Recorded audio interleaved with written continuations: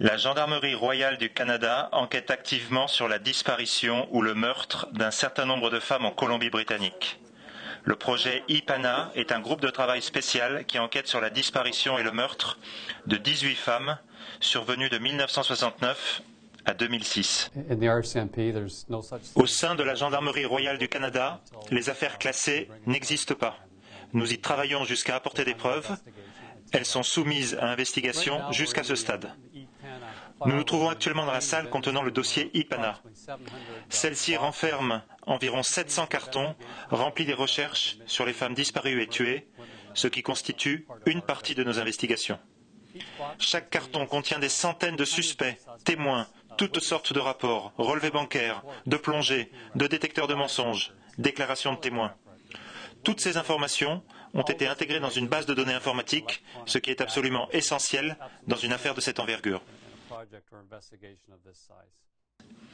En 2012, de nouvelles percées dans le domaine de l'analyse judiciaire ont confirmé qu'une correspondance avait été établie avec l'ADN de Bobby Jack Fowler, un citoyen américain ayant de nombreux antécédents criminels et qui est mort dans une prison de l'Oregon en 2006.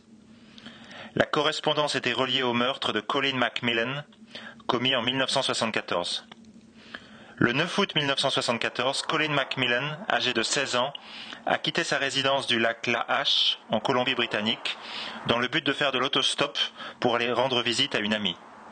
Elle n'est jamais parvenue à destination. Le 25 août, ses vêtements ont été retrouvés au nord de 100 Mile House, près d'un lieu commun pour s'arrêter le long de l'autoroute 97, à proximité d'un échangeur. Puis, le 4 septembre, son corps a été retrouvé plus au sud, dans un bois, à quelques mètres seulement d'un vieux chemin forestier en gravier. L'enquête a déterminé qu'elle avait été victime d'un meurtre.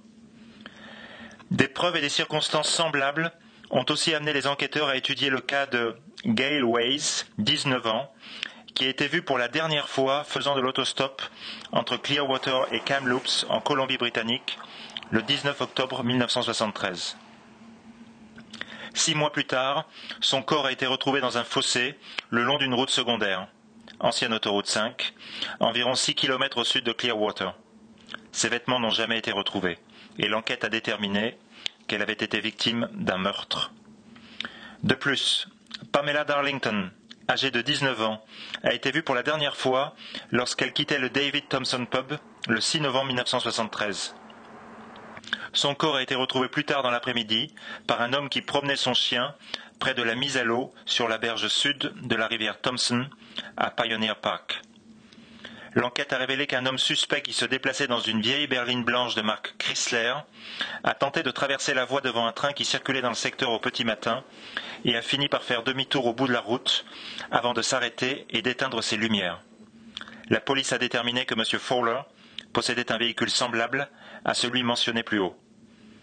Les efforts déployés par la police continuent de réfuter ou de confirmer le rôle joué par Bobby Jack Fowler dans la mort des personnes mentionnées plus haut et dans d'autres enquêtes en cours en Colombie-Britannique et dans l'ensemble des États-Unis. Pour cette raison, la police a besoin de votre aide.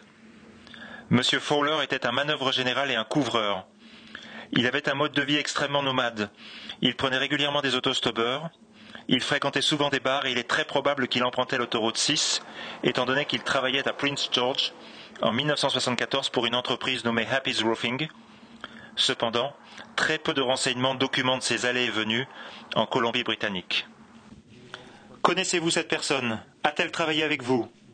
Avez-vous travaillé dans les travaux publics avec elle? Avez-vous fréquenté les bars avec elle? Vous êtes-vous déplacé sur la route avec elle? La personne qui détient ce type d'information n'a peut-être pas conscience de son importance, mais la police, elle, le sait. Faites-nous parvenir cette information afin que nous puissions y travailler et voir où cela peut nous mener. La Gendarmerie royale du Canada croit que M. Fowler aurait commis d'autres crimes violents contre des femmes qui n'ont pas été signalés à la police.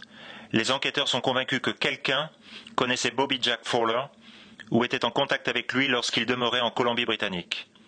La police a besoin de cette information afin de résoudre les crimes en question. Toute personne ayant des renseignements est priée d'appeler la ligne Infocrime de l'IPANA au 1 877 543 48 22 ou Échec au crime.